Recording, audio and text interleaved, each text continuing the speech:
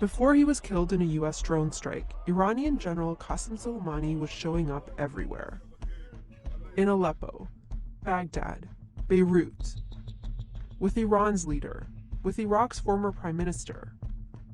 It wasn't always this way. For years, Soleimani was an under-the-radar operator in the Middle East.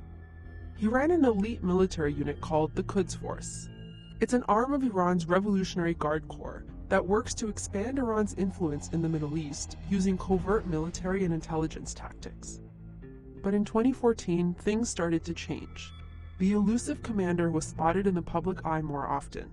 We started seeing him with militias, on battlefields, at funerals. He even had his own Instagram. We combed through hundreds of images and videos, many of them propaganda. From Soleimani's early military days to his recent stint as a social media sensation. These appearances help paint a more complete picture of how the Quds Force operates, through a network of proxy forces or local militias, along a key corridor that Iran calls the Axis of Resistance. It stretches through Iraq and Syria to Lebanon. سپاه آمد اتصال سرزمینی بین مقاومت درست کرد. یعنی ایران را به عراق متصل کرد. عراق را به سوریه متصل کرد. سوریه را به لبنان متصل کرد. Let's start in Lebanon. These are rare images that appear to have been taken very recently. They show Soleimani with Hassan Nasrallah, who is the leader of Hezbollah, a Lebanon-based militant group. أما قاسم سليماني ليس شأنا إيرانيا بحتا. قاسم سليماني يعني كل محور المقاومة.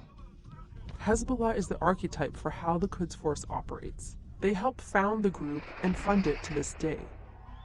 This support fueled Hezbollah's rise as a political party and as a military threat to Israel, Iran's arch-enemy. These are Hezbollah fighters posing with Iranian weapons. And here's a video of Soleimani with the senior commander of Hezbollah. The group gives Iran a key foothold in the region, along this corridor we told you about. This photo from 2013 reveals just how strong the bond is between these two groups. It shows a prominent Hezbollah member at a funeral for Soleimani's mother in Tehran. 2 years later, that Hezbollah member died, and Soleimani himself made the trip to Beirut to pay his respects. He's seen here praying at his grave. Now let's look at how Soleimani took the Hezbollah playbook and mimicked it in Iraq.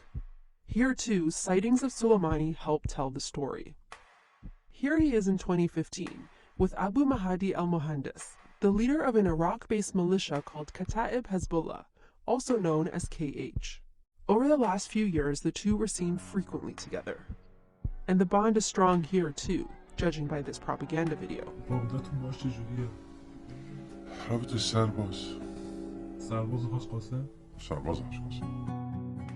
Similar to Hezbollah, KH is active in politics and helps push Iran's interests in Baghdad. And it runs military operations. Soleimani's team trains and arms them, and one of their main targets over the years has been American forces. We found propaganda footage of KH attacks on American bases in Iraq. And KH also joined the fight against ISIS, which Iran considered a major threat. In fact, Soleimani even shows up at victories against ISIS in Iraq. These were brutal campaigns where civilians were often collateral damage. KH would later be seen during the recent attack on the US Embassy in Baghdad.